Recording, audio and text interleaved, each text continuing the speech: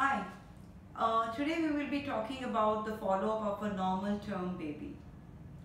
Now, before the follow-up, we should know when to call them for follow-up.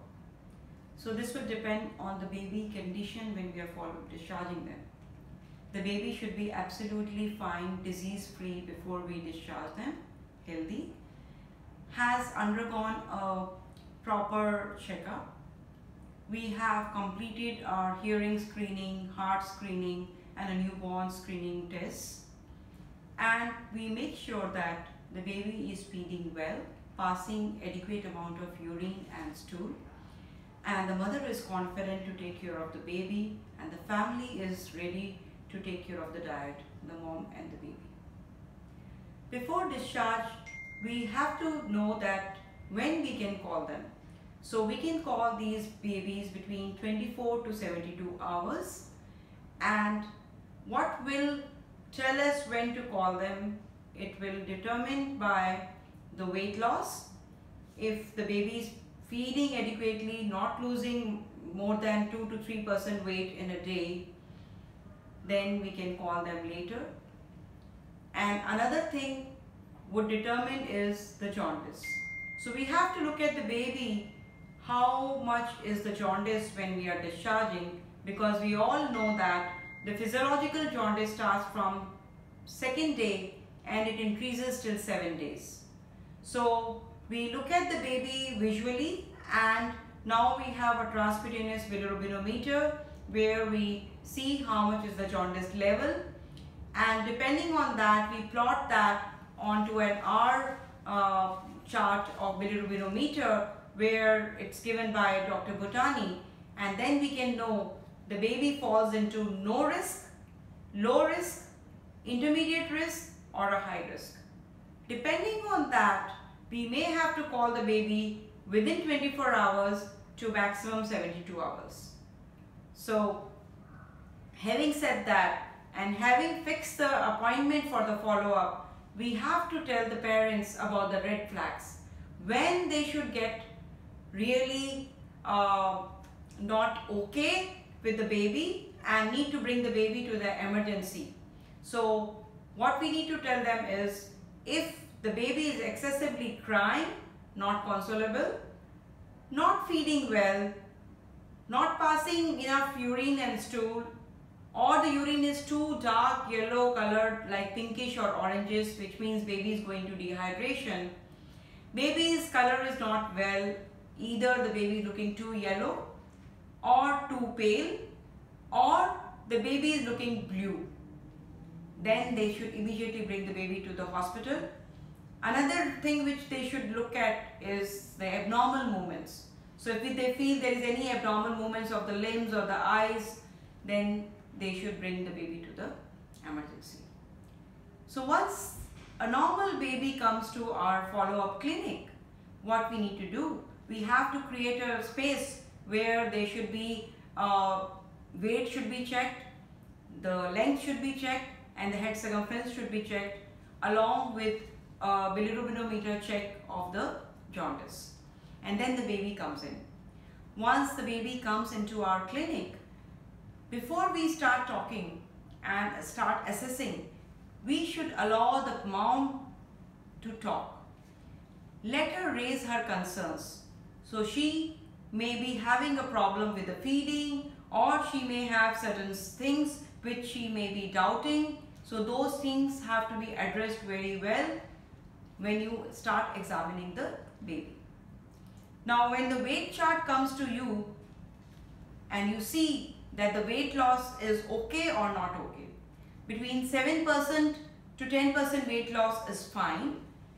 If the weight loss is more than that, so if it is between 10 to 15%, then we have to tell the feeding pattern of the baby. Mother has to be asked how she is feeding, re-emphasis on the feeding, and call her back again after 1 or 2 days to see that the weight doesn't keep on reducing. If the weight loss is more than 15%, that means something is going wrong. We have to check the electrolytes, we have to check the urea and creatinine sometimes, and we have to check whether the baby is going into dehydration, whether the baby would require admission for intervention like IV fluids. and then the feeding is to be assessed. So if we find anything wrong with the feeding, then our examination should go towards the pointer of why this feeding is not happening adequately. Is there anything wrong?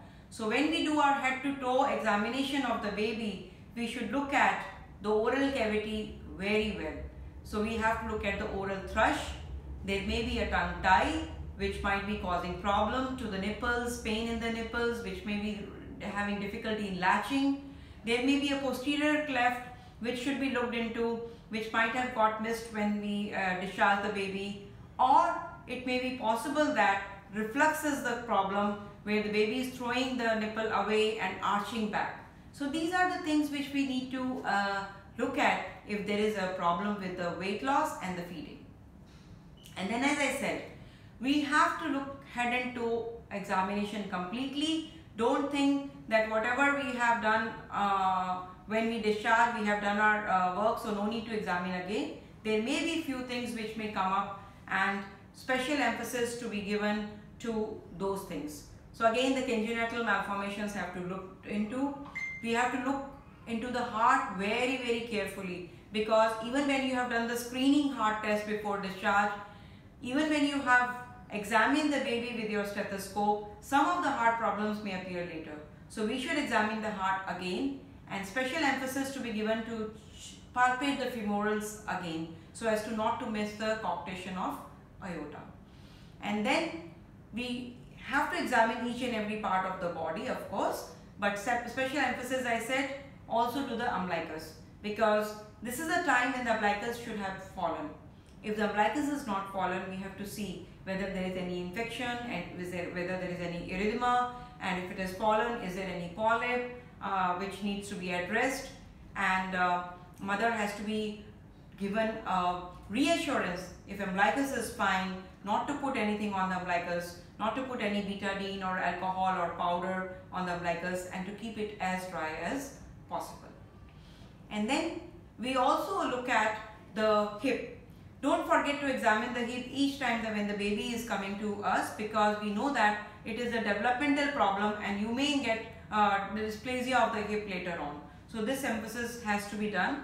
The back should be examined to look for any kind of sinus or hairy back, so that if that is not missed initially. And then any tests which were done and some reports were pending, like a newborn screening reports, those should be always seen, because it should not happen that they are missed. The vaccination card should be always seen to see if there was like a hearing test which was done, whether there was referred, so whether we need to redo the hearing test, which should be written in the vaccination card and the discharge card, and whether the 2 vaccines which were to be given were given or not, and the emphasis on the next vaccination is to be given to the parents when they have to come next for the next vaccination.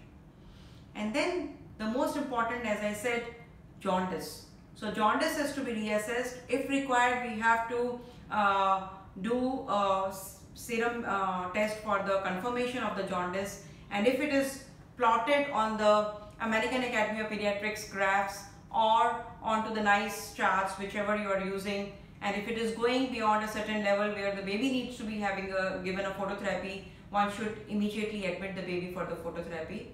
Or if it is going too beyond, like it is reaching an exchange level and visually also baby is looking like that, then you have to approach as a crash cart. Don't wait for the serum test to come. Don't waste time. Immediately admit the baby and start the phototherapy. This is very important. So the follow-up is to be seen whether you need to admit the baby now, and also to decide when to call next for the follow-ups. If there was an issue with the weight, or if there was issue with the feeding, or the jaundice was borderline, or we had some query on the heart murmur, we have to call them early. Otherwise, if everything is going on fine, we have to call them after when the baby is around 1 month. And again, the red flags have to be explained to the parents, so that if any of the red flags are there, they can come to the emergency anytime. I hope this will help you to know how to follow up these babies.